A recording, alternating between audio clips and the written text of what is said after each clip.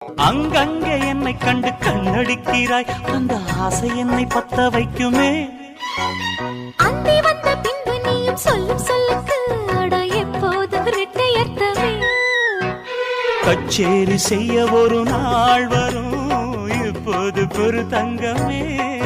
சரி முத்தத்தில் சங்கீதம் கொண்டாடலாமே. கன்னத்தில் அட என்னென்னவோ உன் கன்னத்தில் வை ஐயோ ஐயோ வைரமணி மின்ன மின்ன.